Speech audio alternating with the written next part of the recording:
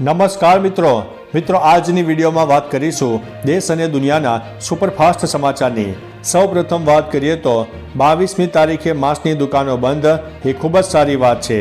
22મી જાન્યુઆરીના રોજ રામલલાની પ્રાણ પ્રતિષ્ઠાને લઈને યુપીના સીએમ યોગી આદિત્યનાથે શાળામાં જાહેર રજા અને માંસ વેચવા પર પ્રતિબંધ તેમજ ડ્રાય ડે તરીકેની જાહેરાત કરી છે, જેને લઈને રામ જન્મભૂમિના મુખ્ય પૂજારી આચાર્ય સત્યેન્દ્ર દાસે કહ્યું છે આ ખૂબ જ સારી વાત છે।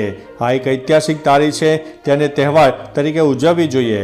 મુખ્યમંત્રીએ કરેલી જાહેરાત ખૂબ જ સારી અને પ્રશંસનીય છે। અન્ય મહત્વના સમાચારની વાત કરીએ તો પાકિસ્તાને કહ્યું અમે ભારતના વિમાનો પર હુમલો કરીશું। પાકિસ્તાનના કાર્યવાહક પ્રધાનમંત્રી અનવર ઉલ હકે ભારતને ચેતવણી આપી છે। તેમણે કહ્યું છે કે જો ભારત ચૂંટણી પહેલાં 2019માં બાલાકોટ એર સ્ટ્રાઇક જેવો હુમલો કરશે તો પાકિસ્તાન 2019ની જેમ જ જવાબ આપશે। અમે ભારતના વિમાનો પર હુમલો કરીશું। અમારી પાસે વિસ્ફોટક પણ છે અને દ્રઢ ઇરાદા પણ છે। જ્યાં સુધી કાશ્મીર મુદ્દો ઉકેલાય નહીં ત્યાં સુધી બંને દેશો વચ્ચે વિવાદ ચાલુ રહેશે અને અમે ગમે ત્યારે વધી શકીએ છીએ। અન્ય મહત્વના સમાચારની વાત કરીએ તો સુઝુકી કંપની ગુજરાતમાં 35,000 કરોડનું રોકાણ કરશે।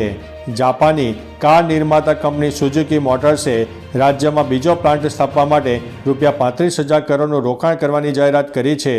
સુઝુકી મોટર્સના પ્રમુખ તોશીહિરો સુઝુકીએ જણાવ્યું છે કે કંપની ગુજરાત પ્લાન્ટમાંથી આ વર્ષના અંત સુધીમાં પ્રથમ ઇલેક્ટ્રિક વાહન બહાર પાડશે। તેમણે કહ્યું છે કે અમે આ મોડલને માત્ર ભારતમાં જ નહીં પરંતુ તેને જાપાન સહિત યુરોપિયન દેશોમાં નિકાસ કરવાની પણ યોજના બનાવી છે।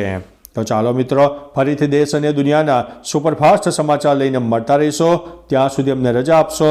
નમસ્તે।